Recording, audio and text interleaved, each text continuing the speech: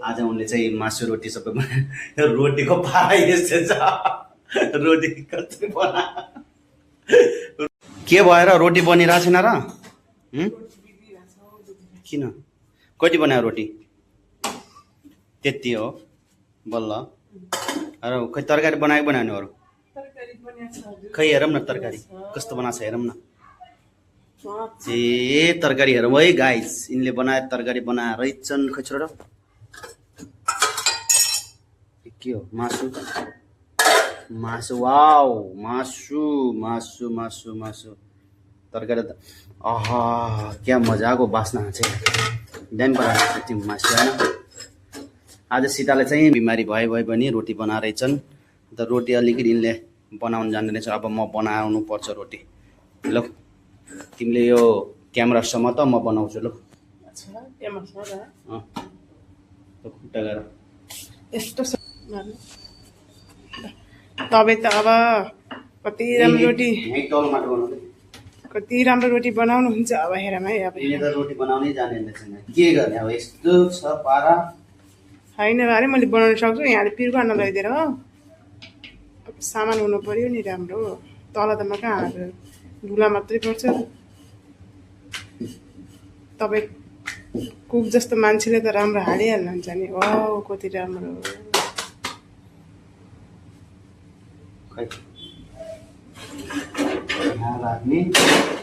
अनि ठुलोमा पोल्ने अनि सानोमा पकाउने मैले त मैले बनाएको होइन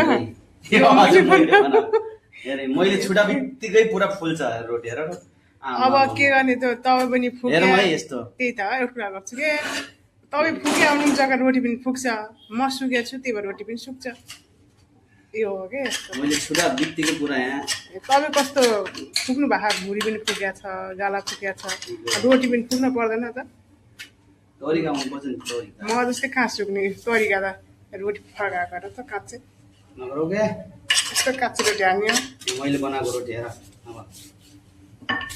मेरो मेरो अडियन्सहरूलाई देखाइदिउ मेरो अडियन्सहरूलाई देखाइदिउ रोटी कसरी बनाउँछु भनेर सरर ट्याक्क अनि त्यसपछि ट्याक्क यहाँ राख्ने अनि ट्याक्क हेरै रोटी मैले छुटा बिट्टीको रोटी दिएर आफै फुल्छ त हेर तपाईँ फुल्या भएर लाग्यो अनि यसो भने ट्याक्क यहाँ समातिने ट्याक्कै झन् फुल्छ मैले बनाउँदा बित्तिकै रोटी हेरेर मेरो अडियन्सहरूले देखाइदियो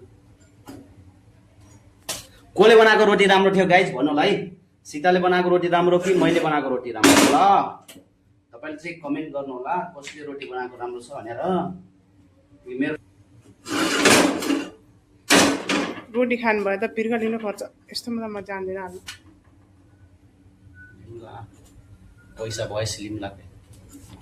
पैसा पैसा रोटी बन्ने राम्रो भयो पनि नभए पनि गोलो भयो पनि नभए पनि तर फुल्दिन्छ के तिमीले बनाएको रोटी एउटा फुल्दिन्न यार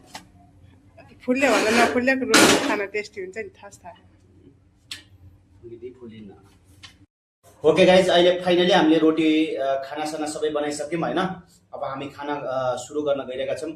यो चाहिँ यहाँ अब हामीले मासु लिएर आएको छौँ होइन अब यो मासुले यसमा राख्यौँ यो चाहिँ रोटी हो अनि यो चाहिँ के अरे प्याज खुर्सानी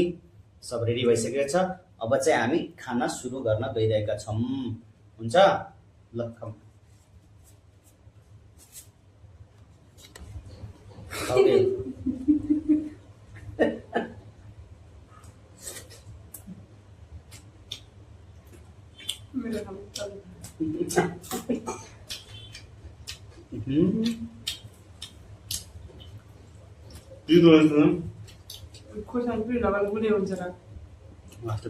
मासु दामी भएको छ